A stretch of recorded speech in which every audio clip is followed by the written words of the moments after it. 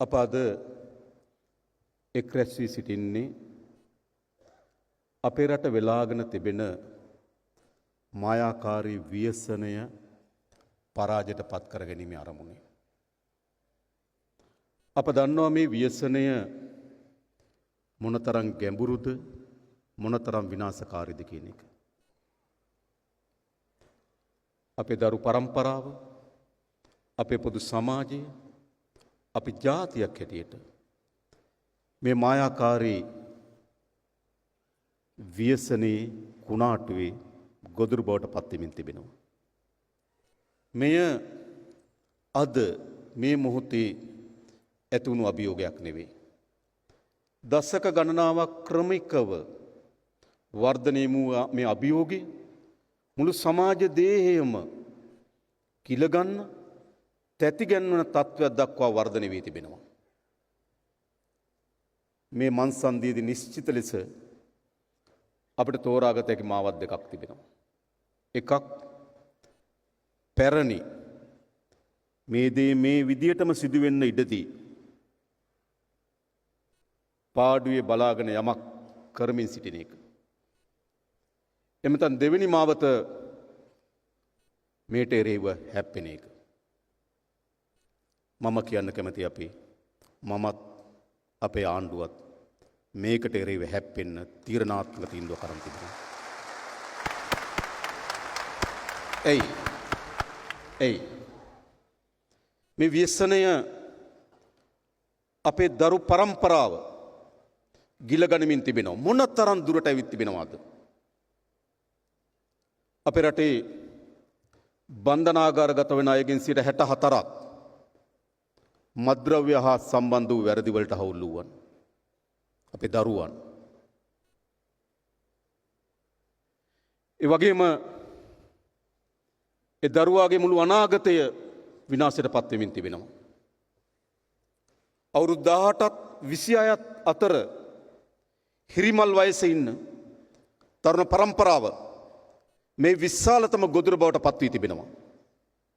උන්ගේ අනාගතය, උන්ගේ බලාපොරොත්තුන්, උන්ගේ අපේක්ෂාවන් මහමග විනාශ වෙමින් තිබෙනවා. එනිසා අපිට බලාගෙන ඉන්න අයිතියක් නැහැ. ඒ විතරක් නෙවෙයි. ඒව සෑම දරුවෙකුටම අම්මා කෙනෙක් ඉන්නවා, තාත්තා කෙනෙක් ඉන්නවා. ඒ දරුවා බිහි වෙන මොහොතේදී ඒ හැම අම්මා තාත්තා කෙනෙක්ගෙම මුවේ විශාල සිනහාවක් නැගුණා. විශාල අපේක්ෂාවක් සහ බලාපොරොත්තුවක් පොදි බැඳුණා. හැබැයි තමන්ගේ ඇස් ඉදිරිපිට තමන්ගේ දරුවා විනාශයට පත් වෙමින් තිබෙනවා. අම්මා විශාල වේදනාවකට ලක් වෙමින් තිබෙනවා.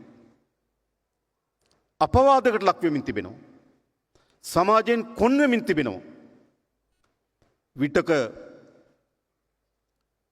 අම්මලාට කියන්න සිද්ධ වෙනවා උඹ වැදුවට වඩා හොඳයි නිකන් හිටියනම් කියලා. ඒ තරමටම දෙමෝපියන් අම්මලා මේ ව්‍යසනයේ ගොදුරු බවට පත් වෙමින් තිබෙනවා. පවුලක මුළු සමගිය පැවැත්ම විනාශ වෙමින් තිබෙනවා. ස්වාමියා ගොදුරු වීම පවුලේ විශාලම ඛේදවාචකේ බවට පත් වී තිබෙනවා. මම ඊට මාස කිහිපයකට පෙර මාතර යන වෙලාවේදී එක් සමාජයට උපදේශිකාවක් මුණ ගැහුණා. ඒ ගාවට ආවා කිව්වා අවුරුදු 15ක 16ක වයස ඇති දැරිවියක්. එගේ තාත්තා දීවර රස්සාව කරන්නේ. එම දීවර රස්සාව කරන තාත්තා මුළු මනින්ම මේ මත්ද්‍රව්‍ය වලට ඇබ්බැහි වෙලා. අම්මට දරුවන් බලාගන්න විදිහක් නැහැ. අම්මා ඒ දැරිවියට බල කරනවා උඹ කවුරු හරි කොල්ලෙක් හොයාගෙන ඉක්මනින් කියලා. ඒ දැරිවිය ඇවිල්ලා අර උපදේශිකාවට කියනවා මට නෝන මහත්තයා ඉස්කෝලේ යන්න ඕන. අපේ අම්මා කියනවා කොල්ලෙක් එක්ක පැනලා යන්න කියලා. මොකද කේජවාද? මේ කිසිසේත් ඉදිරියට යා යුතු ඛේදවාචකයක් නෙවෙයි. පවුලක් ලෙස මුළු පවුල් සංස්ථාවේ පැවැත්ම බිඳවැටීමේ තර්ජනයක් මේ හමුවේ තිබෙනවා. අනෙක් පසින් වෙසෙන ගම් නියම්ගම් කරා මෙම මායාකාරී කුණාටුව පැතිරමින් තිබෙනවා. අපි ගමට ගියපුවාම අපේ ඥාතීන් අපට කියනවා පුතේ වැලේ රෙද්දක් වෙනලා යන්න බයයි. එළියේ වීටික වනලා යන්න බයයි. කෙල්ල තනියම ගෙදර තියලා යන්න බයයි.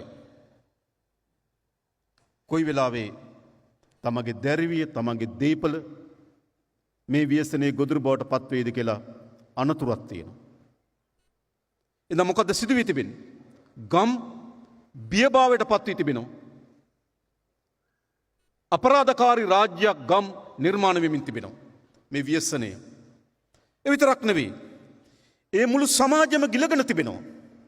අද අපේ රටේ මාර්ග අනතුරු වලින් විශාල ප්‍රමාණයක් මේ මද්ද්‍රව්‍ය හා බැඳුණු මාර්ග අනතුරු.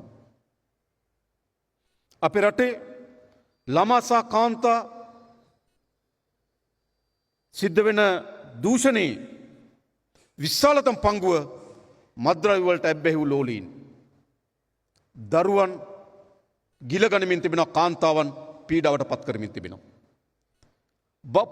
පොදු ස්ථානවල බස් රථයේ පාරේ විප්‍රියත ලිංගික ආසාවන් මුදාහරමින් තිබෙනවා. කාන්තාවකට පාරේ යනකොට විප්‍රියත ලිංගික ආසාවන් ප්‍රදර්ශනය කරනවා. මේ ව්‍යසනය මුළු සමාජයක් ගොදුරු බවට පත් කරමින් තිබෙනවා. ඒ වගේම රටේ ආර්ථිකය විශාල බිඳ වැටීමක්. කටුනායක ඉඳන් කොළඹට හයිවේ එක තියෙනවා. හැබැයි අපට අධිවේගී මාර්ගයක් තියෙනවා කළුවරේ ඉන්න. එයි. අද අපිට අධිවේගී මාර්ගයේ ආරක්ෂාව සපයන්න STF එක පොලිස් විශේෂ කාර්ය බලකාය යොදවන්න සිද්ධ වෙලා තිබෙනවා. එයි. විදුලි ආලෝකයේ සපයන වයර් එලන්න බෑ, කපාගෙන යනවා. ඔබ ගියොත් ඒ පාර අදත් කළුවරයි. හේතුව වයර් එකක් එලන්න බෑ, කපාගෙන යනවා. අලිවට එලලා තියෙනවා. අලින්ගේ ආරක්ෂාවට. එහි තියෙන බැටරිය ගලවගෙන යනවා. පාලම් බෝක්කුවල තිබෙන යකඩ වැට කපාගෙන යනවා. මුළු සමාජයක් මේ ඛේදවාචකයේ ගොදුරු බවට අස්ථාවර භාවය නිර්මාණය කරලා තිබෙනවා. එනිසා මම හිතන්නේ මේ පරාජයට පත් කළ යුතුම මේ සමාජයේ යලි ස්ථාවර භාවය වෙනුවෙන්, මේ සමාජ සාමකාමීත්වය වෙනුවෙන් සෑම දරුවෙකුගේම, සෑම කාන්තාවකගේම, පොදු සමාජයේ සෑම පුරවැසියෙකුගේම ආරක්ෂාව සහ පැවැත්ම වෙනුවෙන් මේ පරාජයට පත් කළ යුතුයි. එනිසා අප මේ තබන ලද පියවර සහතික වශයෙන්ම ජයග්‍රහණය කරනවා, මේ ව්‍යසනේ පරාද කරනවා. මෙහා බැඳුණු විශාල මුදල් ජාලය සංසරණය කරනවා. විශාල මුදල් ජාලයක්. සාමාන්‍යයෙන් සමහර මද්ද්‍රව්‍ය තියෙනවා කිලෝ එකක් රුපියල් කෝටි 2කට අධිකයි. රුපියල් කෝටි 1ක් 2ක් අතර මෙව අලවියටපත් වෙනවා. අපිට කිලෝ 800 900 හම්බ වෙනවා.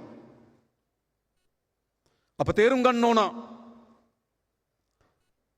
එන ඔක්කොම අපි අල්ලලා නැහැ. අල්ලනවනම් එන්නේ නැහැ.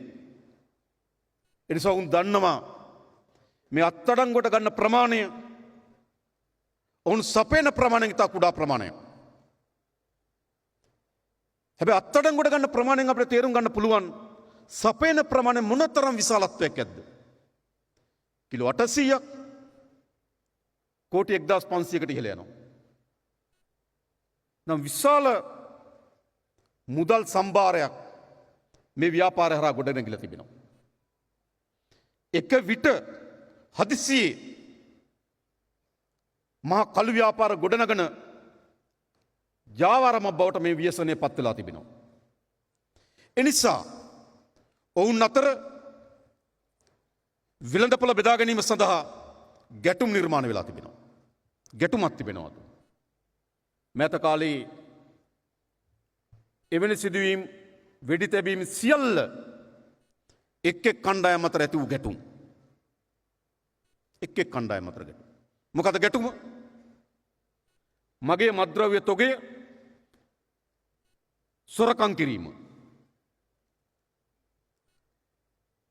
එක් අයගේ කණ්ඩායමේ බලපදේශ ආක්‍රමණය කිරීම. කළුතර එයාගේ. එතින් එලියට එන්න බෑ, කළුතර කාටවත් එන්න බෑ. ගම්පහ එයාගේ. එයා නම් දැන් ඇතුලේ. මතක තියාගන්න. ඒ බලපදේශ වලට එන්න බෑ. ඒක විශ්ව මොකද කරන්නේ? තැන තැන වෙඩි තබා ගැනීම සිදුවෙමින් තිබෙනවා. මේ සියල්ල මේ මද්‍රව්‍ය හා සම්බන්ධ වෙමින් තමයි මේ වෙඩි තැබීම මේ ඝාතනයන් සිදු වෙමින් තිබෙන්නේ. ඒ තරම් වෙඩි උණ්ඩ ගිනියවි වෙඩි තැබීමේ ආරක්ෂාව නිර්මාණය වුණේ කොහොමද? කොහොමද නිර්මාණය වුණේ? අපි දන්නවා සාමාන්‍ය සමාජයක යහපැවැත්මක් වෙනුවෙන් රාජ්‍යක ආරක්ෂාව වෙනුවෙන් රටක ආරක්ෂාව වෙනුවෙන් ඒ සඳහා ගොඩනැගුණු රාජ්‍ය යාන්ත්‍රණයක් තිබෙනවා. හැබැයි මොකද සිදු වී තිබෙන්නේ? මේ උන් සතුව තිබෙන මූල්‍ය බලය මත මේ රාජ්‍ය යාන්ත්‍රණය ආක්‍රමණය කරලා තිබෙනවා. මේක ඇත්ත කතාව. මම හිතන්නේ තව දුරටත් අපි සංගවමින් මේ තත්ත්වයට අපිට මුහුණ දෙන්න බෑ. ඒ නිසා මම ඔබට මේ රාජ්‍ය යාන්ත්‍රණය ගිලගෙන තියෙන ප්‍රමාණය පිළිබඳව යම් අදහසක් ඉදිරිපත් කරනවා. මොනතරම් ප්‍රමාණයකින් මේ රාජ්‍ය යාන්ත්‍රණය මෙතෙන්ට ගෙවිලා තිබෙනවද? ඔවුන් අත ගිනි අවි සැරිසරනවා. ඔවුන් ගිනි අවි නිෂ්පාදකයෝ නෙවෙයි. බලපත්‍ර සහිත ගිනි අවි ගෙනීමේ බලය තිබෙන්නේ රාජ්‍යයකට. රාජ්‍ය සතුව තිබෙන ගිනි අවි ඔවුන් අතර ගියේ කොහොමද? දැන්ට වාර්තා වෙලා තිබෙනවා සමහර හමුදා කඳුරු වලින් T56 73ක් ඒ අතර ගොස් තිබෙනවා. එයින් මම හිතන්නේ 35ක් පමණ දැන් අත්අඩංගුවට අරන් තිබෙනවා. තාමත් 38ක් ඔවුන් අත සැරිසරනවා. රජයේ සතු ආයුධ කවුද ලබා දෙන්නේ? ඒ වගේම ඒ සඳහා අවශ්‍ය උණ්ඩ අපි අත්අඩංගුවට අරන් තිබෙනවා. හමුදාවේ ප්‍රධාන කර්නල්වරි උණ්ඩ සපයලා තිබෙනවා. ඒ වෙනුවන්ගේ බැංකු ගිණුම් වලට මුදල් ලැබිලා තිබෙනවා. නිසා රජයේ සතුව තිබෙන ගිනි අවි එක් පොලිසිය මහත්මියක් තමගේ ගිනි අවි විකුණලා පලා යනවා. ගිනි අවි විකුණනවා. ඇයි? අර සන්නද්ධ කණ්ඩායම් මතේ තියෙන මුදල් බලයට අපේ රාජ්‍ය යාන්ත්‍රණය ගෙන ගන්න සමත් වී තිබෙනවා. එනිසා අපි කෙරෙන බොහෝ පරීක්ෂණයන්හිදී කොතනක හෝ පොලිස් නිලධාරියෙක්ගේ සබත්තාවයක් අපට එල්දරු වී තිබෙනවා. හමුදාවේ, නාවික හමුදාව, ගුවන් හමුදාව, අපේ පොලිසිය විශාල කාර්යභාරයක් කරන මේ වෙනුවෙන්. මේ වැළැක්වීම වෙනුවෙන්. එහෙත් ඉත අතලොස්සක් අර මුදල් බල හමුවේ ඔවුන්ට අත්පත් කරගන්න සමත් වී තිබෙනවා. එනිසා රාජ්‍ය ආරක්ෂාව, ජනතාවගේ ආරක්ෂාව, ඒ සඳහා ගොඩනඟා තිබෙන ආයතන, ඒ ආයතන ඇතුලේ කළු රාජ්‍යයක් නිර්මාණය වෙමින් තිබෙනවා. බලයක් නිර්මාණය වෙමින් තිබෙනවා. ඒ වගේම මොටරත දෙපාර්තමේන්තුව RMV එක මම තේරුම් ගන්න ඕන මේ රටේ ජනතාව මේ රට්ට වෙලා තියෙන විනාශය. අංකතාඩු දීලා තියෙන වාහන නැතුව ඔවුන්ට ඕන වාහනයක ඒ අංකය ගහගෙන යන්න පුළුවන්. වාහන රෙජිස්ටර් කරනවා වාහනයක් නැහැ. අපි මෑතකදී ගම්පහේදී පොලිස් නිලධාරි මහත්මයෙක් අත්අඩංගුවට ගත්තා. ඔහු ගාව අංකතාඩු දෙකක් තිබ්බා. ලාච්චුවේ වාහන තියෙන ඕන ගරාජ් එකේ තාඩු තියෙන ලාච්චුවේ. කොතන මේ රට තියෙන්නේ? මොටරත ප්‍රවාහන දෙපාර්තමේන්තුවේ මූලික කාර්ය නීති විරෝධී වාහන වෙළඳපොළට සමාජයට එන එක වළක්වන එක. හැබැයි කාර්ය බවට පත් වී තිබෙන්නේ ඒ සඳහා සහාය ලබා දීම. කොතෙන්ද පරිවර්තන වෙලා තිබෙන්නේ? ආගමන විගණන දෙපාර්තමේන්තුව අපේ රටේ තව වැදගත් ආරක්ෂාව පිළිබඳ දෙපාර්තමේන්තුව. සෑම පුරවැසියෙකුගේ අනන්‍යතාවය සහිත ගමන බලපත්‍රයක් නිකුත් කරමින් රාජ්‍ය ආරක්ෂාව වෙනුවෙන් කාර්ය කරන්න තිබෙන ආයතනය. ඒ ආයතනය සමහර නිලධාරීන් පාතාලේ නායකයන්ට පාස්පෝර්ට් හදලා දීලා තියෙනවා. එක පාතාල නායකයෙක්ගේ ඇඟිලි සලකුණු දෙන්න පාස්පෝර්ට් ආයතනයට එන්නේ පිටකොටුවේ බස් නැවතුම් පොලේ පොත් විකුණන වෙලෙන්දී. ඡායාරූපේ වැටෙනවා තමන් ඉදිරිපිට. ඒ වගේම තමන් ඉදිරිපිට ඉන්නවා පොත් වෙලෙන්ද. ඇඟිලි සලකුණ ගන්නවා. අධිකරණයේදී කියනවා මට පෙනුනේ එක වගේ කියලා. ඉතින් පාස්පෝර්ට් දෙක තුන නිදහස් කරලා තිබෙන විදියට. මේ රාජ්‍ය දේහයට මේ විනාශය ළඟා වෙලා තියෙන ආකාරය. කස්ටම් එක සමහර අයගේ සබත්තාවයන් තිබෙනවා. රාජ්‍ය දේහයට මේ ඇතුල් වෙලා තිබෙනවා. එනිසා අද අපිට නිල රාජ්‍ය යාන්ත්‍රණයක් තියෙනවා හා සමාන ලෙස. ඒ තරම් ප්‍රබල නොවුනත්, ඒ තරම් ප්‍රමාණාත්මක නොවුනත් ඔවුන්ට අවශ්‍ය දේ සපුරා ගැනීම සඳහා අවශ්‍ය වෙන රාජ්‍ය යාන්ත්‍රණයක් අත්පත් කරන් තිබෙනවා. එනිසා මොකද සිදු වී තිබෙන්නේ?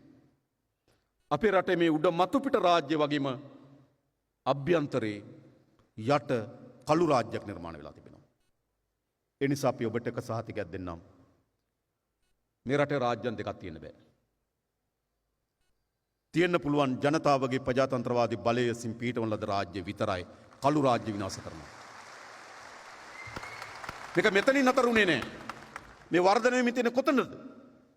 මේ දැන් දේශපාලන පක්ෂ ඇතුළට ඇවිල්ලා තිබෙනවා. මන්ත්‍රීවරු වෙනවා. සභාපතිවරු වෙනවා. සමහර අපිට වාර්තා වෙලා තිබුණා පොලිස්පතිතුමනි මතක ඇති. සමහර අය වෙනම ලැයිස්තු හදලා ඡන්දවලට ඉල්ලන්න හදනවා. සමහර තැන්වල සභාපතිවරු වෙනවා. සමහර තැන්වල මන්ත්‍රීවරු වෙනවා. වෙනම ලැයිස්තු හදලා ඡන්දවලට ඉදිරිපත් වෙලා දේශපාලන යාන්ත්‍රණයක්. එක යුගයකදී දේශපාලන ආරක්ෂාව දැන් වර්ධනය වෙමින් තිබෙන කොතෙන්ද? දේශපාලන ආධිපත්‍යය, මන්ත්‍රීවරු, ආණ්ඩුවක්, පාලනයක් පීඨවා ගැනීම දක්වා අවශ්‍ය වන මූලික බීජ දැන් රෝපණය වෙලා තියෙනවා. අපි හඳුනන් තියෙනවා. දැන් මොකද කරන්න ඕන? මේක නේද මේක ස්වභාවිකව ඕපපාතික ලෙස එකපාර නිර්මාණය වූවක් නොවේ. දිගු කාලයක් ලෙස දේශපාලන සහ සමහර රාජ්‍යාන්තර නිලධාරීන්ගේ ආශිර්වාදය මත මේක වර්ධනය වුණා. පුරවැසියන් බයයි. මේ ජාලෙන් ඉවත් වෙන්න බයයි. සිදුවීම් දෙකක් තිබුණා කැබිතිගොල්ලෑවේ සහ දෙමටගොඩ. මත්ද්‍රව්‍ය අලෙවි කරමින් හිටියා. ඇය සහ ඔහු කිව්වා තවදුරටත් මම මත්ද්‍රව්‍ය අලෙවි කරන්නේ නැහැ කියලා. වෙඩි තිබුවා. වෙඩි තිබුවා. ජාලෙන් ඉවත් වුණොත් වෙඩි තබනවා. එතරම් භයංකාර බියසුළු තත්ත්වයක් සමාජය පත් කරලා තිබෙනවා. මම නැවත කියන්නේ මේක ස්වභාවිකව ඕපපාතිකව එක විට අකුණු පහරක් වදින්නාසේ ගොඩනැගුණු තත්ත්වයක් නෙවෙයි. මේ පිටව සිතාමත් පැහැදිලි දේශපාලන ආශිර්වාදයක් තිබුණා. රජයේ ඉහළ නිලධාරීන්ගේ සහ ආශිර්වාදයක් තිබුණා. සමහර අයගේ දේපල දිස බලපුවාම ඒ රැකියාවෙන් ඒ දේපල උපයා ගන්න බැරි බව අපි කවුරුත් දන්නවා. කාටත් පේනවා. මේ ඔක්කොම සැරිසරන්න පටන් ගත්තා. දැන් අපි මේ අවසන් කිරීමේ තීරණාත්මක හෝරාවට ආ යුතුයි. මේ අවසන් කිරීමේ තීරණාත්මක හෝරාවට ආ යුතුයි. මෙය මා දන්න මට ගොඩක් අය කියනවා. ඕගොල්ලෝ මේක කරන්නේ නැත්නම් වෙන කවුරුත් මේක කරන්නේ නැහැ කියලා කියනවා. සමහර අම්මලා කියනවා පින් සිද්ධ වෙත් පුතේ මේ වැඩේ විතරක් කරොත් ඇති කියනවා. අපේ පොලිස්පතිතුමා ඇතුළු අපේ ආරක්ෂක අපේ මහජන ආරක්ෂක පිළිබඳ අමාත්‍යතුමාට නිලධාරීන්ට මොනතරම් දුරකරමද එමතුම් වෙනවද? එඳ සමාජය මේ කාර්යය අප විසින් කළ හැකි කළ යුතුයි කියලා මහා බලාපොරොත්තුකින් ඉන්නවා.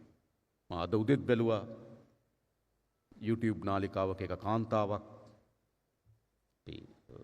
කරන සාකච්ඡාවක්. ඒ සාකච්ඡාවේදී කියනවා ජනාධිපතිතුමාට මේක පේන්නේ නැද්ද කියලා අහනවා. එතුමිය කියනවා මේ පරාද කරන්න නම් පොලිසිය සුද්ධ කළ යුතුයි කියනවා. අත්ත කතාව. සමහර ගම්වල මතයක් තිබුණා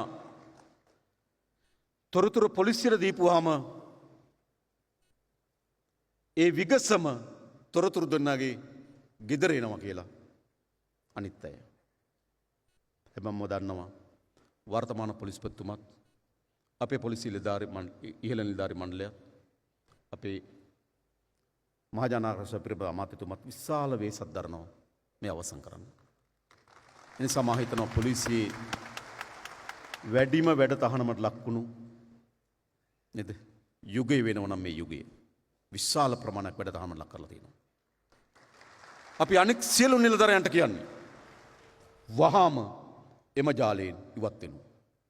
වහාම ඔබට ඔබගේ රැකියාවේ සුරක්ෂිතභාවය, ඔබගේ යුනිෆෝම් එකේ ගෞරවය, ඔබගේ තනතුරේ වටිනාකම ආරක්ෂා කරන ඉදිරියට යන්න.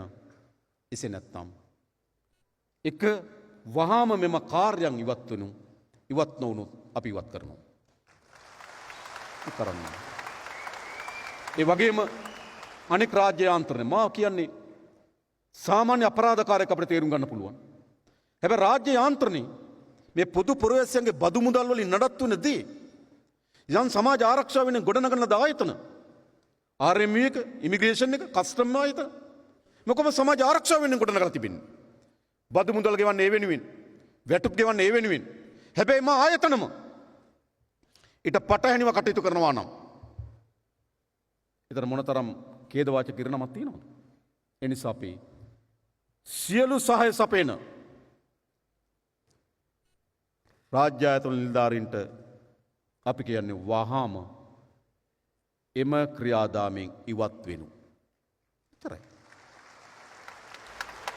මෙය නීතිය පිළිබඳ මහා විශ්වාසජනක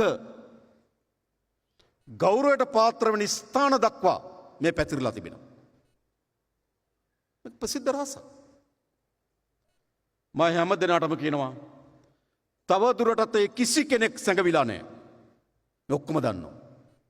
ඒ බව විතරක් මතක තියාබා ගන්න. කවුරු හරි හිතනවා සැඟවිලා කියලා නේ, සැඟවිලා නැහැ. මේ අපි ඇස් ඉදිරිපිට පේනවා මේ සත්‍යය. එනිසා අපි හැම දිනකටම කියන්නේ වහම ඉවත් වෙන්න. ඊළඟට තිබෙන්නේ මේ මද්ද්‍රව්‍යයට ලොල්ලුණු අයට. දෙමව්පිය දන්නෝ, අසල්වැසියන් දන්නෝ. අපි කියන වහාම ඔබ මද්ද්‍රව්‍ය පරිහරණයෙන් ඉවත් වෙන්න. අපි ඔබ බලාගන්න ලෑස්ති. අපි බලාගන්න ලෑස්ති. ඒ අපේ දරුවන් තනියම ගත්තොත් ඒ දරුවෙක් කිසිසේත්ම මේට වගකිය යුතු නැහැ. එකක් ආර්ථික ප්‍රශ්න. අද සතුට පිළිබඳ ඔවුන්ගේ තිබෙන නිර්ණායකයන්, ක්‍රීඩාව, සංගීතය, ගීතය, සාහිත්‍ය, රසවින්දනය, ඒ කිසිවක් නැති එකම රසවින්දනය මත්වී සිටීම යැයි ඒට ලොල්ලු සමාජිකයා හිතනවා. ඒ ඔහුගේ වරදක් නෙවෙයි. එහි පංගුවක් අපිටත් තියෙනවා. අපට බැරි වී තිබෙනවා යහපත් ක්‍රීඩා සංස්කෘතියක් නිර්මාණය කරන්න. ක්‍රීඩකයන් ඉන්නවා. හැබැයි සංස්කෘතියක් තිබෙනවද? දකින තැන බෝලේ අතේ තියන් ඉන්න, බැට් එක අතේ තියන් ඉන්න, හවස දරුවෝ වෙල්ලිපනැල්ලේ සෙල්ලම් කරන, වැවේ දොලේ පීනන සංස්කෘතියක් නැහැ. ක්‍රීඩාවක් තියෙනවා. හැබැයි අපිට මීට දශක කීපයකට පෙර ක්‍රීඩා සංස්කෘතියක් තිබුණා. හැම ගමකම වොලිබෝල් කෝඩ් එකක් තිබුණා. ගොයන් කැපුවට පස්සේ කුඹුරේ ක්‍රිකට් ගැහුවා. වැවට බහැලා පීනුවා එගොඩ මෙගොඩ. සංස්කෘතියක් තිබුණා. අද සංස්කෘතියක් නැහැ. අද ක්‍රීඩාවක් තිබෙනවා. පොදු මහජනයා සංස්කෘතිකම ලෙස බද්ධ වෙලා නැහැ. ඒ නිසා අපි ඒ තරුණයාට දොස් පවරිමින් වැඩක් නැහැ.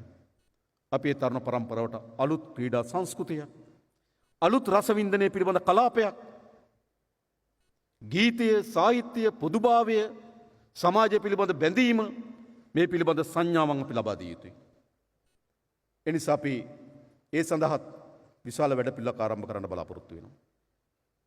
ඒ වගේම ඒ ලොල්ලුණු අය පුනරුත්ථාපනය කිරීම අපේ වගකීම. දැනටමත් අපි ස්ථාන කීපයක් ස්වේච්ඡාවෙන් පුනරුත්ථාපනය වීම සඳහා මධ්‍යස්ථාන ගොඩනගලා තිබෙනවා. අපි අම්මලා තාත්තලාට ආරාධනා කරනවා තමන්ගේ දරුවා ගෙනත් බාර දෙන්න. අපි බලාගෙන අර අම්මා කිව්වා වගේ ඒ දරුවා නැවත අපි අරන් දෙන්න. නැවත අරන් දෙන්න දරුවා අපිට වන්න. මේ අයවැය කෙනෙක් අපි විශාල මුදලක් ඒ වෙනුවෙන් වැය කරන්න දැන්ටමත් තීරණය කරලා තිබෙනවා. අපේ පුනරුත්ථාපන මධ්‍යස්ථාන සැලකිත ප්‍රමාණකින් තරුණයන් පුනරුත්ථාපන වෙනවට වඩා පැන යන්න උත්සාහයක් දරනවා. දන්නවා ඒක. එනිසා අපි විද්‍යාත්මක ඒ ශාස්ත්‍රය පිළිබඳ අවධානය තියෙන අයත් එක්ක සාකච්ඡා කරලා ඊටමත් විද්‍යාත්මක පුනරුත්ථාපන ක්‍රියාවලියක් ආරම්භ කරන දරුවා එතෙන්ට බාර දෙන්න. එනිසා ඔබ කිසිවෙක් ලොල්ලුණු අය එයින් මිදෙන්න බිය යුතු නෑ. අපි බාර ගන්න සූදානම්. ඊළඟ විකුණන අය යටත් වෙන්න. ඉතරකින් යන්න බෑ. අපි පොලිස් දෙපාර්තමේන්තු පොලිසියත් අපේ හමුදාවන් මීට අදාළ රාජ්‍ය ආයතන සියල්ල ඒකාබද්ධ කරපු ජාතික මෙහෙයුම් මධ්‍යස්ථානයක් ගොඩනගනවා. කස්ටම් රේගුව ආගමන විගණමන ස්ථානයේ මෝටර රථ ප්‍රවාහන දෙපාර්තමේන්තුව මේ ආදී පොලිස් හමුදා අපි බුද්ධ්‍යංශයන් මේ ඔක්කොම එකතු කරපු ජාතික මෙහෙයුම් මධ්‍යස්ථානයක් හදනවා. ඒ නිසා කිසිවෙකුට තවදුරටත් සැඟවී සිටිට හැකියාවක් නැහැ. හඳුනාගෙන තියෙනවා. රට පැනලා ඉන්නවා. පැනපු රටක් දන්නවා, ඉන්න තැනක් දන්නවා. මතක තබා ගන්න. මතක තබා ගන්න හැමදේනටම කියනවා. සමහර ප්‍රශ්න තියෙනවා. අපි උත්සාහ කරනවා. අපි නිරන්තරයෙන් මේ පිළිබඳව සාකච්ඡා කරමින් ඒ සඳහා වැටලීම් සූදානම් කරමින් තිබෙනවා. නිසා කිසිවෙකුට සැඟවි පලා යාමට ඉඩක් දෙන්නේ නැහැ. අපේ රට, අපේ දරුවන්, අපේ සමාජය මේ ඉතා කුඩා කල්ලියකට ගොදුරු බවට පත් වෙන්න ඉඩ දෙනවා නම් අපි කවුද? අපි කවුද? සාමාන්‍යයෙන් ගම්වල කියන උන්ට ගියපු රට කියලා. මතක තියාගන්න මේක උන්ට ගියපු රට නොවන බව. අපි ඒ නිසා මේ මෙහෙයුම් ක්‍රියාවලිය සූදානම් කරලා තිබෙනවා. ඊළඟ අපේ හාමුදුරන් වහන්සේලා අපේ ආගමික උතුමන්ලා ඒකාබද්ධ කරපු මෙහෙයුමක් ගැන අපි කල්පනා කරලා තියෙනවා. අපේ ගම් විශාල ලෙස පන්සලත් එක්ක පල්ලියත් එක්ක කෝවිලත් එක්ක සබත්තාවයක් තිබෙනවා. මේ සබත්තාවය අපිට ඉවහල් කරගන්න පුළුවනි මේ ව්‍යසනයට එරෙහි ප්‍රධානතම අවියක් ලෙස. එනිසා අපි හාමුදුරන් වහන්සේලා අපේ පියතුමන්ලා කුරුක්කල්තුමන්ලා අපේ මවුලවතුමන්ලා මා දැක්ක මෑතකදී බලංගොඩ ප්‍රදේශයක පල්ලියකදී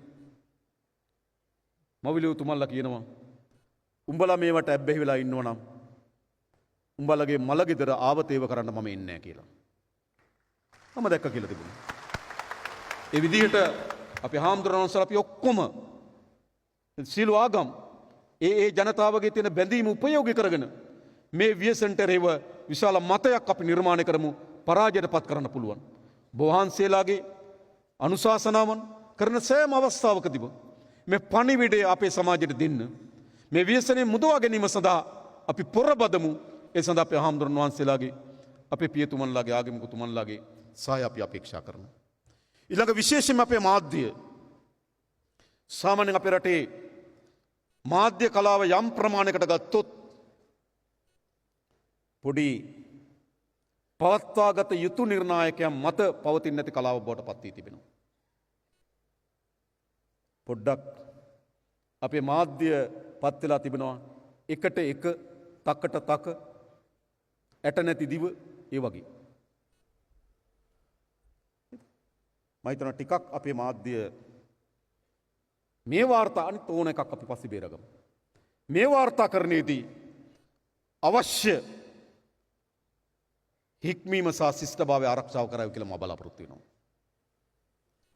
සමහර අවස්ථාවල මා දැකලා තිබෙනවා ඒ වාර්තාකරණය සැලකිත ප්‍රමාණයකින් ඒක උද්‍යෝගිමත් කරන වාර්තාකරණයක් දැකලා තියෙනවා. සමහර අවස්ථාවල මා දැක තිබෙන සමහර අයත් එක්ක කරන දුරකථන සංවාද ඔහු වීරත්වයට ඔසවා තබන සංවාදයක් බවට පත් කරනවා. සමහර විට ඔහුගේ ඉතිහාසය ඔහු ගොඩනැගුණු ආකාරය, අද ඔහු ඉන්න තත්ත්වය, ඒක අනෙක් දරුවන්ගේ මාර්ගෝපදේශනය බවට පත් කරනවා. සුදුසුනේ. එනිසා මා හිතනවා මාධ්‍ය වාර්තා කරන වැදගත් කාර්යයක් තිබෙනවා මේකෙදී. එනිසා අපි ඔබගෙන් සහාය ඉල්ලා සිටිනවා. මීට අවශ්‍ය වන හික්මීම සහිත වාර්තාකරණයක් අපිට ලබා දෙන්න මේ සමාජයේ මින් මුදවා ගැනීම සඳහා. එපමණක් නොව මේ ව්‍යසනය පිළිබඳව සමාජයට ගෙන හැකි පණිවිඩයක් තිබෙන මාධ්‍යවලට මා මීට පෙර සියලු මාධ්‍ය හිමිකරුවන් මුණ ගැහුණා. මෙගල මේ තියෙන තත්ත්වයක් මේ මුදවා ගැනීම සඳහා මාධ්‍යයට තිබෙන කාර්යභාරයක් පිළිබඳවත් යම් ප්‍රමාණික පැහැදිලි කිරීමක් කරා මාධ්‍ය අතර සියල්ල වගේ එකඟතාවය පළ කරා මේ මෙහෙයුම සඳහා සහාය ලබා දෙන්න. එනිසා මා හිතනවා එම මෙහෙයුම සඳහා ඒ මාධ්‍ය වලින් ලබා දෙන සහායට අපි බේන් විශ්තුවන්ත වෙනවා. ඒ වගේම දැනටමත් මේ පුනරුත්ථාපන ක්‍රියාවලිය රාජ්‍ය නොවන සංවිධාන විවිධ බහුජන සංවිධාන මේ පුනරුත්ථාපන ක්‍රියාවලිය ඉන්නවා. ඔවුන්ට තියෙන හැකියාව මත ඔවුන් දකින ප්‍රමාණය මත මේ ව්‍යසනය මුදවා ගැනීම සඳහා යම් කාර්යයක් කරනවා. අපි උත්සාහ කරනවා ඒ සියලු දෙනා එකතු කරලා උන්ට අඩුවක් තිබෙනවා නම් උන්ට සහායක් ලබා දෙන්න ඕන නම් ඒ සියලු සහාය ලබා දෙමින් දැනට මෙම පුනරුත්ථාපන ක්‍රියාවලියේ ඉන්න සියලු බහුජන සංවිධාන සහ රාජ්‍ය නොවන සංවිධාන ඒකාබද්ධ කරගෙන මේ වැඩසටහන දියත් කරන්න අපි බලාපොරොත්තු වෙනවා. උන්ටත් අපි ආරාධනා කරනවා මේ කාර්යයට මැදිහත් වෙන්න කියලා. ඒ වගේම මේ ව්‍යසනය මුදවා ගැනීම වැදගත්ම කාර්ය දේශපාලන අධිකාරී වැදගත්ම කාර්ය. මොකද මාර්ජුව කියන්නේ නැහැ කුඩු ව්‍යාපාරිකයෙක් එක මේසේ වාඩි වෙලා උඹ කුඩු ගෙනින් මෙතන විකුණපන් මට දීපන් මේ ගාන කියලා සාකච්ඡා කරන තත්ත්වයක් නැතුව ඇති. හැබැයි ඒ දේශපාලකයෙක් රස්මි කදම්බය ඔහුට ගැවසීම, ඔහුගේ බලකවයට ඇතුල් වීම, ඔහුගේ සමීපතම මිතුරෙක් වීම, ඔහු සමග එකට ගැවසීම විසින් දේශපාලකගේ ආරෝපිත බලයක් එනවා. එනිසා මේ සන්නද්ධ සංවිධානාත්මක අපරාධකරුවන්ට ආරෝපිත බලයක් තියෙනවා. දේශපාලකයා වස ගැවසීම, ඔවුන්ගේ මදන්න ඔවුන්ගේ ඕනෑපාකම් ඉටු කිරීම මෙයාරවට ආරෝපිත බලයක් තියෙනවා. සමහර රාජ්‍යාන්තර ක්‍රියාත්මක වෙනකොට අර ආරෝපිත බලය ක්‍රියාවට නැගෙනවා. එනිසා පරීක්ෂණ අඩපණ කරනවා. අත්අඩංගුවට ගැනීම විශාල ප්‍රමාණයක් තොරතුරු එල්දරව් කරලා ජාලය බිඳවට්ටන්න තිබියදී මහා මග වෙඩි තබා ඝාතනය කරනවා. ආරෝපිත බලය. දේශපාලන අධිකාරිය විසින් ආරෝපිත බලයක් ලබා දී තිබෙනවා මේ අපරාධකරුවන්ට. මම ඔක්කොම ඔබට කියන්නේ නැති එකක් කියන්නම්. අපේ දේශපාලන බලය කිසිදු ආරෝපිත බලයක් නිර්මාණය කරන්නේ නැහැ. ඒ ආකර්ෂණය කරනවා, විකර්ෂණය කරන බව මම කියන්නේ. ප්‍රතික්ෂේප කරනවා. ඒ තමයි තිබෙන ප්‍රධානතම හැරවුම. එතකොට අපේ පොලිසිය අදක්ෂද? අපේ පොලිසිය දක්ෂයි. ඕනෑම ආందోලනයට තුඩු දෙන අවස්ථාවක් ඉතා හොඳින් පරීක්ෂණ කරලා ඉතා කෙටි කාලයක් ඇතුළත අපරාධකරුවන් නීති හමුවට ගෙනියන්න තරම් අපේ පොලිස් දෙපාර්තමේන්තුව සමත්.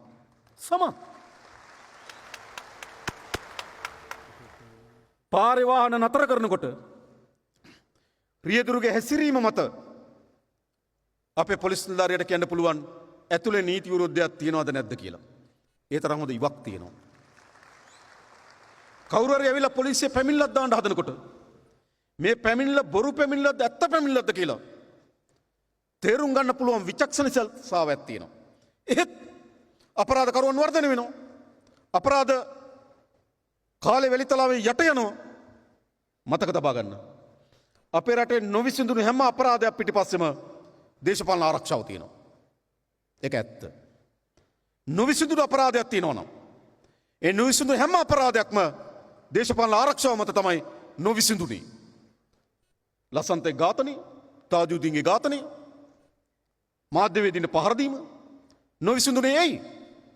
පොලිසිය අදක්ෂතාව වෙනුයි. මොකද්ද? දේශපාලන රැකවරණය.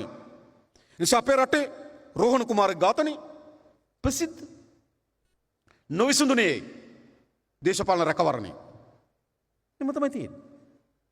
එනිසා අපේ පොලිසියට අදාළ ආයතන වලට නිසි බලය අපි ලබා දෙනවා නම් මේ මර්ධනය කළ හැකියි. මේ පරාජයට පත් කළ හැකියි. හැබැයි ලබා නොදුන්නේ කවුද? දේශපාලන අධිකාරිය. තේරුම් ගන්න. මම මේ කියන්නේ කිසිදු දේශපාලන පක්ෂපාත ભેදකින් තොරව. මම කියන්න හදන්නේ මෙහි ඛේදවාචකයේ ප්‍රමාණය. මොකද්ද? මේ දේශපාලන බලය විසින් මේ අක්‍රිය බවට පත් කරා. රැකවරණය ලබා දුන්නා. නොවිසඳුණු අපරාධ සිදු වී තිබෙන්නේ එහෙම. කුඩු පාතාලය වර්ධනය වුණේ එහෙම. මම එකක් පැහැදිලිව කියන්නම්. ඔවුන්ගේ පළමු බලය දේශපාලන බලය දැන් අවසන් කොට අවසන්. දැන් අවසන්. ඒ වගේ පොලිසිය ඔවුන් කරන කාර්ය පිළිබඳ අපි ඉතාමත් පැහැදිලිමත් තියෙනවා. සමහර අය බයයි. බන්ධනාගාරේ බයයි. අදත් සමහර අපරාධ බන්ධනාගාරය තුල ඉඳන් මෙහෙවනවා. සමහර අපරාධ බන්ධනාගාරේ ඉඳන් මෙහෙවමින් ලයිව් බලාගෙන ඉන්නවා. මේක ඇත්ත. මෑත කාලේ වැලිගම සිද්ධිය. ඒ හා සමාන ලෙසම ඒ මොහොතේම ලයිව් වෙනවා Facebook එකේ. කොතනද තියෙන්නේ මේක? ඇයි? සමහර අය බයට ඉන්නවා. සමහර අය අහුවෙලා ඉන්නවා. සල්ලි වලට. හැබැයි ඔක්කොම තිබියදී අද ශ්‍රී ලංකා පොලිසිය ඒ අවදානම අරගනිමින් මේ මෙහෙම දියත් කිරීම සඳහා බැඳී සිටිනවා. බැඳී සිටිනකොට ඒ පොලිසිය අය අපරාධකරුවන්ගේ සතුරා බවට පත් වෙනවා. දන්නවා. ඒතර ඔවුන්ට හැරෙව නගන හඬින් අපිට තේරුම් ගන්න පුළුවන් අපරාධකාරයා සහ ඔවුන් පිටපසින් ඉන්නේ කවුද කියන එක. හෙට මේ දවස්වල බලන්න. මම හොඳට දන්නවා. තවත් ඉදිරියේදී විවේචන ලක් වෙන පොලිස් නිලධාරීන් කීප දෙනෙක් ඒවි. මේ වැඩේ හරියට කරනකොට අනිත් පැත්තෙන් එනවා. තේරුම් ගන්න හොඳට. මේක හොඳට තේරුම් ගන්න තියෙනවා. ඒ නිසා මම හිතනවා අපි ස්වාධීනත්වය දෙන්නම්, අපි බලය දෙන්නම්, අපි අවශ්‍යතා හදලා දෙන්නම්. අපි මේක අවසන් කරමු. මෙහිදී මා හිතනවා අපේ ඊළඟ ප්‍රධානම මෙහෙයුම තමයි මේකට ජනතාව සම්බන්ධ වෙන්න. ගමේ ඔබ දන්න ඔබට සැඟවිලා නැහැ මෙයා. අවුල්ුණු කෙනා, විකුණන කෙනා, තොග වෙලෙන්ද ගමේ කෙනා දන්න සැඟවිලා නැහැ. හැබැයි බියටපත් වෙලා තිබෙනවා. තනි තැනක් කෙනා ගත්තොත් බියයි. අපි උඩ සිට පහළ දක්වා ගම් දක්වා විහිදුණු ජනතා ව්‍යාපාරයක් හදනවා. මේට එරෙහිව ප්‍රබල ජනතා හඬක් අවශ්‍යයි. ගමේ හුදකලා වෙන්න ඕන අපරාධකාරය. ඉස්සර එහෙමයි අපේ ගම් තිබුණේ. අපරාධකාරයා පාරේ දකුණෙන් ආවනම් වම් පැත්තට මාරු වෙනවා. ගමේ උත්සවයක් තිබුණා නම් අපරාධකාරයට එන්න කියන්නේ නේ. මඟුලක් තුලාවක් කරන්නේ නැහැ ගමේ. අද මොකද වෙලා තියෙන්නේ? අවුරුදු උත්සවයේ ජාතික කොඩිය ඔසවනවා. මඟුල් උත්සවයේ ප්‍රධාන ආරාධිතය වෙනවා. පහන පත්තු කරනවා. මෙහෙම එවිලා තියෙන්නේ. ඒ නිසා එකට එරෙහිව ප්‍රබල ජනතා හඬක් අපිට අවශ්‍යයි. ඒ නිසාද උඩ සිට පහළ දක්වා ග්‍රාම සේවා වසම දක්වා විහිදුණු මහජන ව්‍යාපාරයක් අපි ගොඩනගනවා. මේ මහජන ව්‍යාපාරය තමයි මේ ව්‍යසනයට එරෙහිව ප්‍රබලතම හඬ සහ ප්‍රබලතම ආරක්ෂකයා බවට පත් වෙන්නේ. දැනටමත් මහජන ආරක්ෂක කමිටු ගොඩනගලා තිබෙනවා. මේ ඉන්නේ විශාල ප්‍රමාණයක් මහජන ආරක්ෂක කමිටු නියෝජනය කරමින් ආපු විශාල පිරිසක් මේ ඉන්නේ. මොවුන් ගමේ කාර්ය බාර ගන්න ලෑස්තිනේ. කරන්න ඕනනේ. ඒ ලෑස්ති. මේ මහජන ආරක්ෂක කමිටු වල සභාපතිවරු, ලේකම්වරු සහ සමාජිකයෝ එකකින් කීප දෙනා වගේ මේ බස්නාහිර පළාතේ ඇවිල්ලා ඉන්නේ. මේ බස්නාහිර පළාත විතරයි රට පුරා මේ මහජන ව්‍යාපාරය අපි හදලා තියෙනවා. දැන් මේ තෙරපුම මහජනයාගේ හඬ, මහජනයාගෙන් එන බලපෑම මේ ව්‍යාපාරයට එල්ල වෙන්න ඕන. ඒ සඳහා ප්‍රබලතම ව්‍යාපාරය අපි ගොඩනගනවා. එනිසා මම හිතනවා අපි මේකට ක්‍රියාත්මක වෙමින් තිබෙන්නේ බහුවිධ ආකාර ගණනාවකින්. අත්අඩංගුවට ගැනීම, පුනරුත්ථාපනය, නිවාරණය, මහජන තෙරපුම, ආගමික එකතුන්, අපේ ක්‍රීඩාව, මා දන්නවා අපේ ඉන්න ක්‍රීඩකයන් සංගීත ශාස්ත්‍රයේ අය පිළිබඳව විශාල සමාජ බලාපොරොත්තුවක් තරු බවට පත් වෙලා තිබෙනවා. එයාට පුළුවන් අලුත් පණිවිඩයක් දෙන්න. ඒ නිසා මම හිතනවා අපි ඔක්කොම එකට එකතු වෙන්න ඕන වෙලාව. මේක තමයි රට එකට. මේ ව්‍යසනයට එරෙහිව තනිව තනි පුද්ගලයන් මොනතරම් අභිලාෂයක් තිබුණත්, තනිව තනි පුද්ගලයන් මොනතරම් බලාපොරොත්තුවක් තිබුණත් තනිව මේ කළ නොහැකි. රජයකට පමණක් බෑ. පොලිසියට පමණක් බෑ. අපි රාජ්‍ය යාන්ත්‍රණයට පමණක් බෑ. මේ සඳහා සියලු දෙනා එකතු වෙන්න. මම හිතනවා මේක තමයි අවස්ථාව. අපි අවසාන වශයෙන් කියන්නේ ලොල්ලුණු අයටයි විකුණුන අයටයි වහාම ඉවත් වෙමු. ඒට එරෙහිව ප්‍රබලතම මහජන ව්‍යාපාරය අපි ගොඩනගමින් තිබෙනවා. මේ මහජන ව්‍යාපාරය අපි අනිවාර්යෙන් මේ මායාකාරී කුණාටුව විනාශ කරනවා. මේ මායාකාරී කුණාටුවෙන් අපේ දරුවන් නිදහස් කරගන්නවා. මේ මායාකාරී කුණාටුවෙන් අපේ සමාජ නිදහස් කරගන්නවා.